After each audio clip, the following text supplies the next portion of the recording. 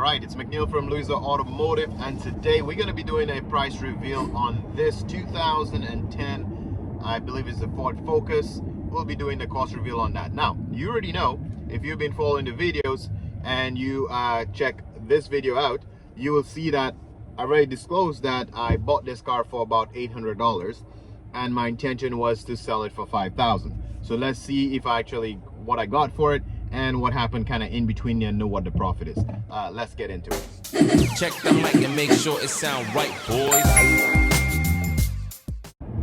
Okay, so before I get into the exact profits of that Ford Focus here, let's talk about the 2010, I believe it is, Chevy Cobalt. So this Chevy Cobalt, when I did the cost reveal on that one, subscriber asked me a very interesting question that I'm going to address here. That subscriber wanted to know, how long did it take me to sell that car? And I'm going to talk a little bit about that here today, and then we'll go into the actual cost reveal of the Ford Focus. Now, before I tell you how long it took me to sell that car, I'll tell you how long it should take you to sell a car, because my situation is a little bit different. Because keep in mind, my primary business right now is the auto repair shop. Selling cars is just a hobby, but when I used to sell cars and relying on my car sales, this is what the timeline should be, or the expected timeline.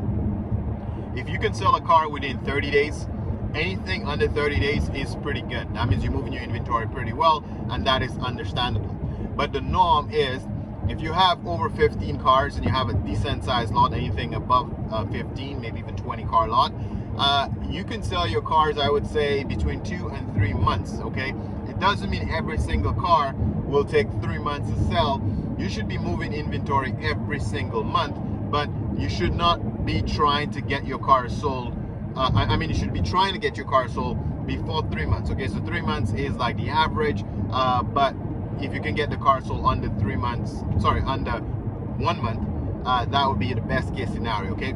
Especially if your cars are being floor planned with people like AFC and Nextgear, you want to be rotating those inventory, or you will be paying too much money in interest and fees, okay? So that is a realistic timeline. Sell it under 30 days, and worst case scenario, get rid of the inventory within 3 months. Just keep it rotating, okay? So hopefully that helps you with the timeline. But my specific timeline, if you look at the original walk around video for the Chevy Cobalt when I got it, that was 7 months ago.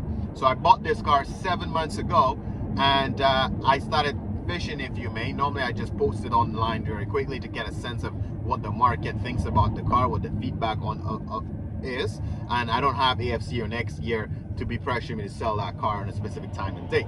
So I just posted online. Then the car needed the rockers, so you could notice, I believe in the timeline here, it is 4 months later I posted this video replacing the rockers on that car. So which means I had the vehicle and I didn't have time in my shop to rehab it. I was working on other customer cars, so it took 4 months later before I can even start putting the rockers in there. When I started working on the car, it's about 30 days later, it was ready for sale. So that's another 5 months later of the original 7-month video. Are you following the timeline here? So the point is, I had this car for a while. When this car was really, really ready for sale, it took me 2 months to sell it. The first 30 days I was fishing. I think I posted the car about 65 or 6,800 to test the market, now that the rockers were done and now that it was certified. And I gave the price a good 30 days to get enough data to realize what customer feedback on the vehicle was. Because when I post my prices, we do not post it with the intention to hackle and negotiate. We just post it and test the market, okay? So I post the car, and after 30 days of testing the $6,000 to $6,800 price range, basically I did that for 30 days. We didn't get the sale for it, obviously, so I reduced it just under 5,000. Under 5,000. So I think it was 4,999 or 5,500. I can't remember exactly what I posted at, but again, you can check the cost reveal on that one and see how much money we made, okay? So that is the timeline, guys. It realistically took me 2 months to sell it, because I know I had it 7 months ago, but I was not really trying to sell it, okay? So let's get into the cost reveal that you came here for. This 2010 Ford Focus. Now, again, last cost reveal or last record on the video, you guys gave us thumbs up within 24 hours. So if you are here till this point, you're probably a true fan. So don't forget to give us a thumbs up because it does help the channel out tremendously, okay? So what did we sell the car for? We sold the Ford Focus for $4,995. So basically we got the $5,000 that I was expecting to get. We sold it for $4,995. You already know that I paid $800 for it, so you can minus the $800 from there, okay?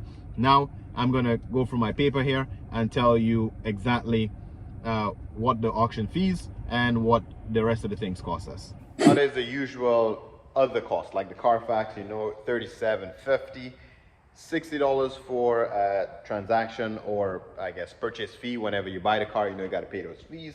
And then delivery was $165. All the little small standard stuff just to get the car here. Now this time I'm doing a little bit different, where I gave you what we sold it for already, and now I'm just going to start minusing and seeing what's left over, which will be the profit.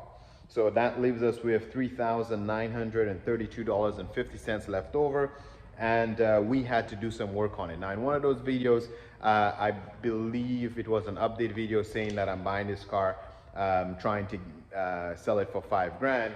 I thought it was leaking some power steering fluid, and I thought it was just a little clamp that needed to be changed under the power steering reservoir, but it looks like we had to change the entire power steering pump, and the job to do that was $250.